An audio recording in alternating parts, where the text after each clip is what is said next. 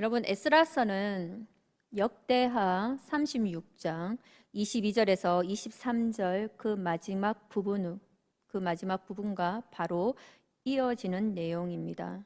그래서 역대하 32장 22절 23절을 읽으시면서 에스라서를 읽으시면 좋은데, 이 에스라의 시작은 시간과 역사의 주인이신 하나님의 손길이 바사왕 고레스를 통해서 드러나고 있습니다.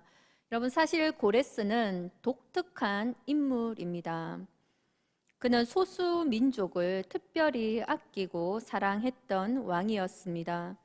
이전 바벨론의 이 제국은요, 그들이 정복했던 모든 나라의 백성들 가운데에 뛰어난 자들을 포로로 끌고 갔습니다. 거기에 다니엘과 세 친구가 포함이 되어 있죠. 그래서 이 바벨론은 다인종 그리고 다문화를 이룬 국가였습니다. 근데 하지만 지금 새롭게 그 지역의 맹주가 된 이 바사왕 고레스는 소수 민족을 자신의 나라에 함께 두기를 그는 원치 않았어요. 같이 살기를 원치 않았다라는 거예요, 고레스는. 그래서 이 소수 민족과 같이 있으면 나라의 그 정치 상황이 불안해질 것은 뻔한 일이었기 때문에 고레스는 왕이 되면서 이 소수 민족을 원래 자신의 살던 나라로, 고향으로 돌려보내는 정책을 취하게 됩니다.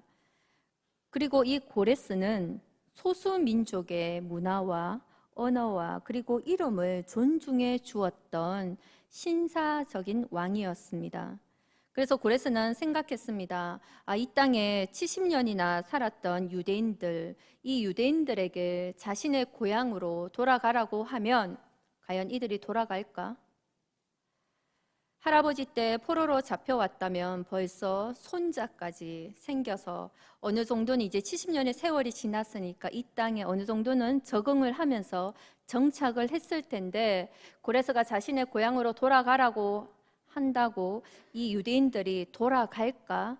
이렇게 생각을 했습니다. 그러면서 이 고레스가 이 문제로 고민을 하다가 유대인들에게 가장 좋은 명분은 알아보니까 그들의 그 예루살렘의 성전, 그 성전을 재건하라라는 명령을 내리면 이 유대인들이 두말 않고 돌아가겠구나라고 생각을 합니다. 그래서 성전 재건이라고 하는 당근을 주기로 했던 것이죠. 그래서 유대인들에게 너희들의 고향으로 돌아가서 성전을 재건하라라는 명령을 이 고레스 왕이 내립니다.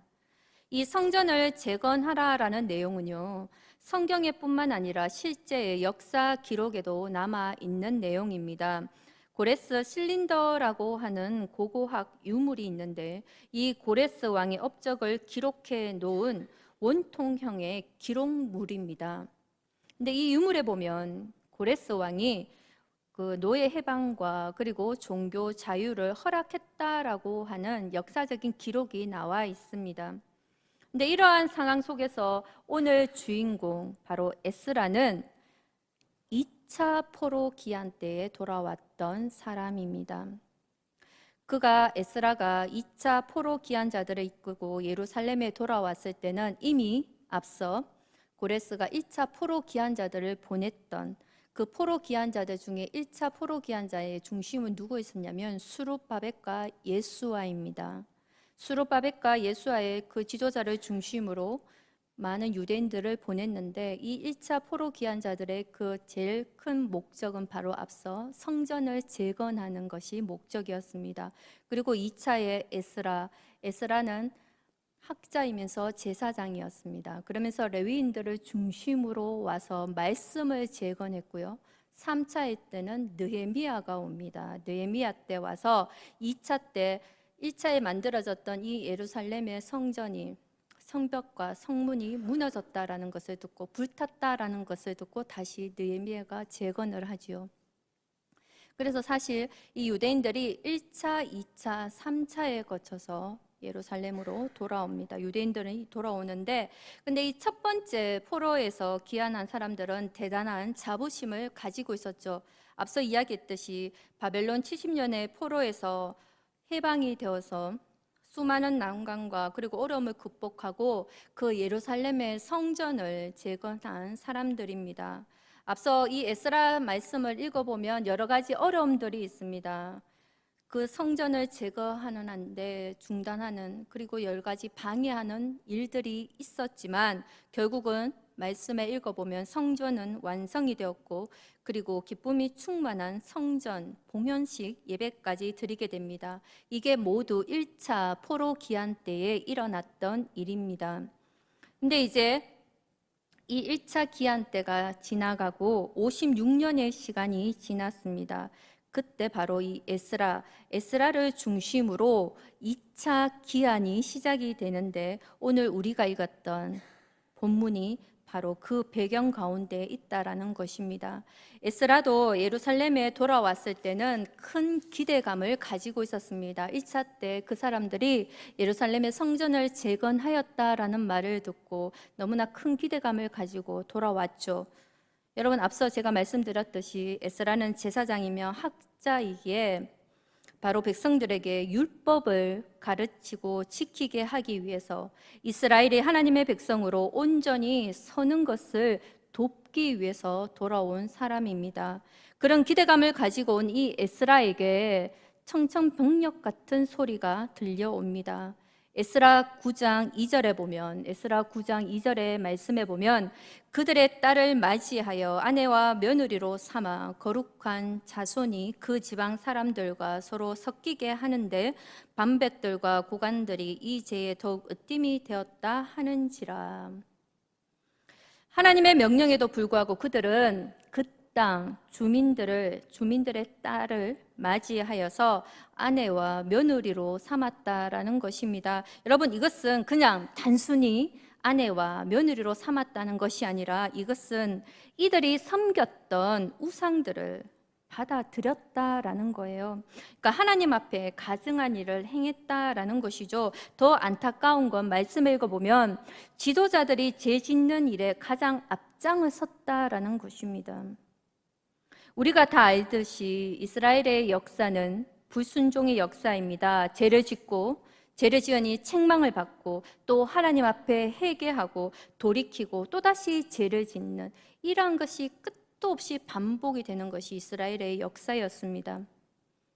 이렇게 수없이 반복되어 결국에는 나라까지 완전히 멸망하게 되었던 것이 이스라엘인데 또다시 죄 가운데 빠져 있는 이 백성들의 모습을 보고는 에스라는 할 말을 잊어버린 겁니다. 잊어버리게 됩니다. 그래서 에스라 9장 6절에서부터 15절에 보면 에스라의 그 하나님께 드리는 기도문입니다. 에스라 9장 6절에서부터 15절에는 에스라의 기도가 나오는데 한마디로 내용이 길잖아요. 근데 한마디로 이야기하면 하나님 너무 민망하고 죄송해서 드릴 말씀이 없습니다. 이 민족이 지금까지 얼마나 큰 죄를 지었는지 알고 하나님이 우리를 얼마나 용서하셨는지도 아는데 우리가 또 이런 죄를 지었다니요. 도저히 염치가 없어서 드릴 말씀이 없습니다. 딱 이 내용이에요. 말씀을 묵상하는데 에스라 당시의 이스라엘의 모습이 딱 지금 우리가 살고 있는 이 땅의 모습과 다르지 않다라는 생각이 들었습니다. 여러분, 우리나라 교회와 그리고 성도들은 종교적인 열심과 충성이 다른 그 어느와도 비교하지 못할 정도로 대단합니다. 그리고 지금도 너무나 열심히 신앙생활을 하고 계시죠. 근데 겉으로 보여지는 모습과 달리요, 우리 내면의 실상은 이 이스라엘과 다르지 않다라는 것을 부인하기는 쉽지가 않습니다. 예수님 한 분이면 충분합니다라고 고백하는 교회와 성도들은 많습니다. 교회 밖에서 교회와 성도들은 그런데도 세속화가 되어가고 돈과 성공이라는 우상을 섬기고 있다라고 비판하고 걱정하고 있습니다. 잊을만 하면 한국교회와 목회자들에 대한 성적인 타락과요, 재정 문제로 인해서 뉴스가 이어지고 있습니다. 이제는 새롭게 느껴지지도 않을 정도입니다. 가정 안에 예수님이 왕 되셔서 천국 같은 가정을 맛보아야 하는데 세상의 가치관과 기준으로 가정을 이끌어가고 있는 부모님의 세대로 인해서 우리 아이들이 고통을 받고 있습니다. 여러분, 사회는 그 어느 때보다도 분열과 다툼의 형국으로 치닫고 있습니다. 에스라 당시의 이스라엘 모습도 그렇고요. 지금 우리의 모습도 그렇고 영적으로 너무나 심각하게 무너져 있어서 소망이라는 단어를 생각하기 어려운 그러한 시절을 보내고 있습니다. 근데 오늘 말씀에 놀라운 고백이 이어지고 있는데 오늘 본문 2절을 볼까요? 2절에는 스가냐의 고백입니다. 2절에 보면 에람 자손 중 여이엘의 아들 스가냐가 이스라엘의 에스라에게 이르되 우리가 우리 하나님께 범죄하여 이 땅 이방 여자를 맞이하여 아내로 삼았으나 이스라엘에게 아직도 소망이 있나니 이스라엘에게 아직도 소망이 있나니 우리에게는 아직도 소망이 있습니다. 이스라엘에는 아직도 소망이 있습니다. 라고 스가냐가 이야기하고 있어요. 에스라에게. 여러분, 이 말씀이 납득이 되세요? 소망이라는 단어, 이 소망이라는 단어가 이스라엘의 이 영적인 상황과 어울리는 단어일까요? 하나님께 범죄하고 하나님의 뜻에 반하여 지금 이방 여자들을 맞이하여서 자신의 아내로, 며느리로 삼고 있는 이 이스라엘의 백성들에게 소망이 있다라는 것이 이해가 되십니까? 더욱이 이 말을 한 스가냐라는 사람은요, 자신의 아버지, 큰아버지, 그러니까 자신의 집안, 6집안이 모두 이방 여자들과 결혼한 집안입니다. 가문의 사람이에요. 이스라엘이 겪고 있는 절망스러운 형편을 누구보다도 잘 알고 있는 사람이에요. 그 누구도 납득할 수 없는 말을 하고 있는 스가냐이지만 그런데 바로 이것이 은혜의 본질이다라는 것입니다. 여러분, 아무런 조건도 갖추지 못하고 아무런 변화도 없는 그때에 소망을 발견할 수 있는 것이 은혜의 본질이다라는 것입니다. 여러분, 내가 가지고 있는 것을 붙잡고 의지하는 것을 우리가 소망이라고 하지 않습니다. 소망은요, 아무것도 붙잡을 거 없는 가운데 무언가를 발견하는 그걸 우리는 소망이라고 하는 것입니다. 여러분, 스가냐는 아무것도 붙잡을 거 없는 그때에 소망의 대상이 자신들이 아니라 바로 하나님이다라는, 하나님이라는 사실에 분명히 눈을 뜬 사람이다라는 것이죠. 여러분, 사람들은 모두 소망 둘 곳을 찾아서 헤매어 살아갑니다. 어떤 사람은 돈에 소망을 두지요. 돈이 많으면 행복할 것이다 라고 생각합니다. 어떤 사람은 또 명예와 인기에 또 소망을 둡니다. 또 어떤 분은 능력 있는 자녀가 내 소망의 이유다라고도 말씀하세요. 정말 능력 있는 자녀가 여러분들의 소망의 이유가 되십니까? 근데 이 얘기가 비단 비그리스도인의 얘기가 아니다라는 거예요. 믿는 자들의 기준도 어느새 돈, 성공, 명예, 안정이 되어버렸습니다. 사랑하는 여러분, 우리는 십자가와 예수님만이 우리의 소망이 됩니다. 십자가와 예수님만이 우리의 소망입니다. 여러분, 십자가가 아니었으면 어제 나는 이미 죽어야 했던 사람입니다. 오늘 내게 십자가가 없으면 무엇을 해야 하고 어디로 가야 할지 길을 잃게 됩니다. 근데 내일 저에게도 십자가가 없으면 내일을 살아갈 자신이 없습니다. 여러분, 스가냐는 하나님이 이스라엘을 버리지 않으셨다라는 사실만으로 이스라엘에게 아직도 소망이 있다라고 이야기하고 있는 거예요. 그렇다면 스가냐는 어디에서 소망을 발견할 수가 있었던 것일까요? 그가 보았던 것은 회개하며 하나님 앞으로 돌아오는 백성들의 무리였습니다. 그들을 바라보고 그래서 그들은 그 소망을 발견하였다라는 거예요. 여러분, 오늘 본문 1절 볼까요? 1절에 보면 1절 중간에 보면 많은 백성이 크게 통곡하며 이스라엘 중에서 백성의 남녀와 어린아이의 큰 무리가 그 앞에 모인지라. 제 가운데 있었던 백성들과 어린 아이들까지도 통곡하며 하나님 앞으로 나왔습니다. 회개 운동이 시작된 거예요. 스가냐는 그들 안에 시작된 작은 회개의 움직임을 보면서 우리에게도 아직도 소망이 있다라는 것을 외쳤던 것입니다. 우리에게도 이런 회개와 그리고 회복의 역사가 일어나기를 축복합니다. 여러분, 가정이 예수님이 왕 되신 가정으로 세워지고 교회와 나라 안에 새 일을 행하시는 주의 역사를 보게 되기를 원합니다. 여러분, 영적으로 완전히 무너진 이스라엘의 백성들이 그래서 어떻게 회개하며 돌아올 수가 있었을까요? 그 답이요, 1절에 있습니다. 다시 보면 1절에 보면 에스라가 하나님의 성전 앞에 엎드려 울며 기도하여 죄를 자복할 때에, 하나님의 성전 앞에 엎드려 울며 기도하여 죄를 자복할 때에 많은 백성이 크게 통곡하며 이스라엘 중에서 백성의 남녀와 어린아이의 큰 무리가 그 앞에 모인지라. 이스라엘의 백성들의 회개의 역사는 한 사람의 기도자가 기도할 때에 일어난 일입니다. 하나님 앞에 엎드린 에스라 이 한 사람의 눈물과 애통함의 기도가 있었기 때문이다라고 오늘 말씀에 증언을 하고 있습니다. 여러분, 이 시대에도 에스라와 같은 기도자가 필요한 것입니다. 이 땅의 죄악을 보고 성전 앞에 엎드려 울며 기도하며 죄를 자복한 그 기도자가 저와 여러분이 되시기를 주님의 이름으로 축복합니다. 여러분, 에스라의 기도는 어떻게 이렇게 강력한 힘이 있었을까요?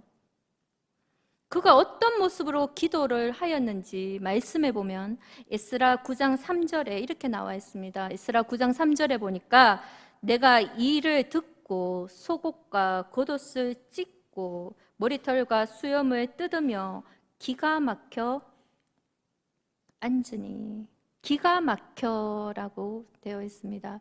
여러분, 여기서 기가 막히다라는 표현은요, 충격으로 넛을 익을 정도로 심리 상태를 가리킬 때에 사용되는 말입니다. 그러니까 일반적으로 사람이 이와 같이 기가 막혀 할 때는 큰 손해를 보거나 갑작스러운 사고를 겪었을 때에 하는 반응입니다. 그런데요, 제약 때문에 넋이 나갈 정도로 충격을 받는 사람은 드뭅니다. 더 나아가서요, 자신의 죄가 아닌데도 옷을 찢고 머리털과 수염을 뜯어가며 슬퍼하는 사람은 더욱 찾기가 어렵습니다.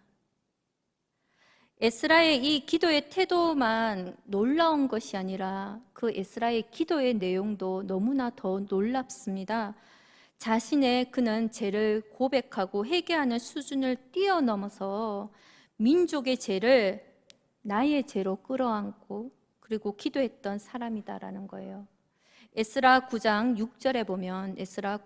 6절에 보면 말하기를 나의 하나님이여 내가 부끄럽고 낯이 뜨거워서 감히 나의 하나님을 향하여 얼굴을 들지 못하오니 이는 우리 제약이 많아 정수리에 넘치고 우리 허물이 커서 하늘에 미침이니이다. 죄를 지은 것은 여러분 이스라엘 백성들입니다. 근데 에스라 본인이 하나님, 내가 너무 부끄럽고 낯이 뜨겁다라고 고백하고 있는 것입니다. 그러면서 더 놀라운 것은 그 이스라엘의 백성들의 제약이 아닌 우리 제약이라고 고백하고 있다라는 거예요. 이렇게 기도한 한 사람의 기도자의 눈물과 애통함의 기도가 민족을 변화시키는 시발점이 되었다라는 것입니다.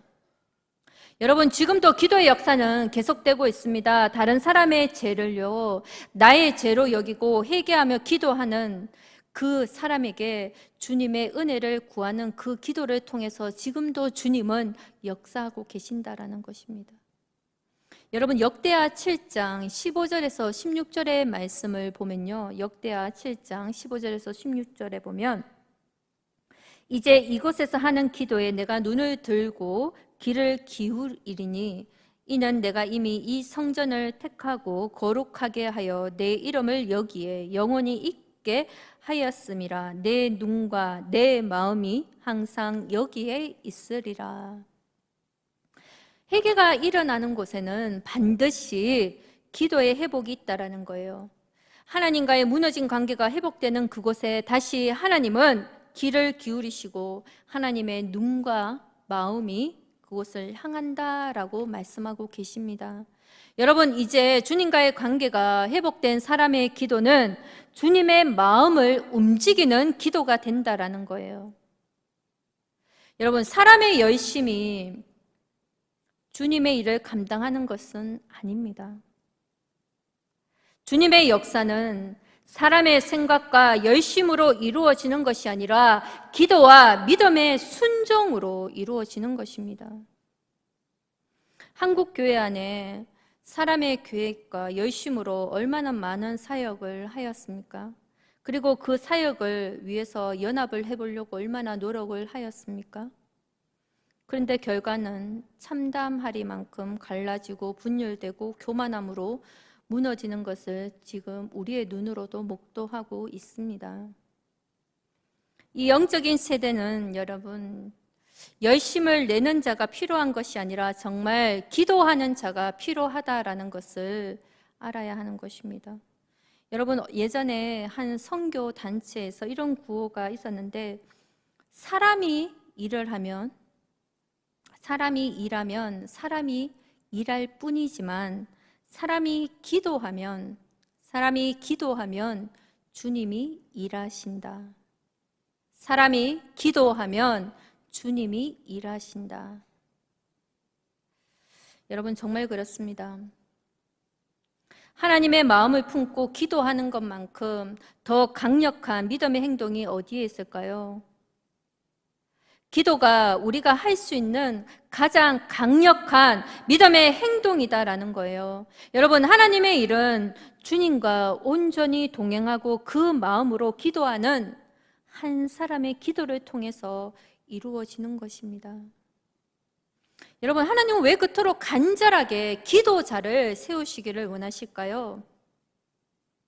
왜냐하면 우리들 중에 그 누구와도 비교할 수 없을 만큼의 간절함이 우리 주님께 있기 때문입니다.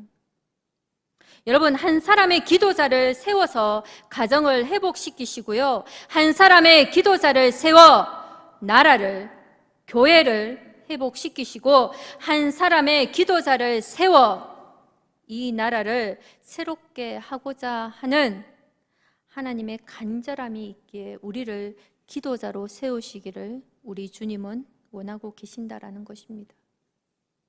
사랑하는 성도 여러분, 아무런 소망도 없는 것 같고, 그리고 더 이상 변하지 않을 것 같은 가족들을 위해서 지금도 여전히 그 기도의 끈을 붙잡고 기도하고 계신다면 그거는 분명히 하나님께서 그 가정을 붙들고 계신다라는 뜻입니다. 여러분, 교회와 나라를 위해서 새롭게 하는 일을 위해서 기도하는 이가 있다면 하나님이 아직도 교회와 이 나라를 붙들고 계신다라는 증거다라는 것입니다. 더 이상 한국교회에 소망이 없다라고 하는 비관론자들이 넘치고 비판의 조롱의 소리가 더 커진다고 할지라도 기도하는 한 사람이 있다면 바로 우리의 가정, 우리의 한국교회, 이 나라는 결코 무너지지 않을 것입니다. 여러분, 왜냐하면 제가 이렇게 단언컨대 단호하게 설명할 수 있냐면 그 기도자를 우리 주님이 붙들고 계시고, 그리고 그 기도자를 통하여 이 한국교회를, 그리고 여러분들의 가정을, 그리고 이 교회를 붙들고 계시기 때문입니다. 여러분, 그 기도의 사람을 통해서 하나님의 소망이 이 땅 가운데 드러나고, 그 기도를 통해서 이 땅에 주님의 은혜와 회복의 역사를 일으켜 주실 것입니다. 사랑하는 성도 여러분, 우리의 가정, 이 땅의 교회, 이 나라에 아직도 소망이 없다라고 생각하십니까? 아직도 기도하고 있는 한 사람이 있다라는 거요. 우리에게는 소망이 있다라는 증거입니다. 여러분, 그 기도의 자리에 순종함으로 나와서요. 그래서 기도의 온전한, 그래서 하나님의 통로로 쓰임 받을 수 있는 우리 삼천포 제일교회 성도님들 되시기를 주님의 이름으로 축복합니다. 여러분, 말씀을 생각하며 주님께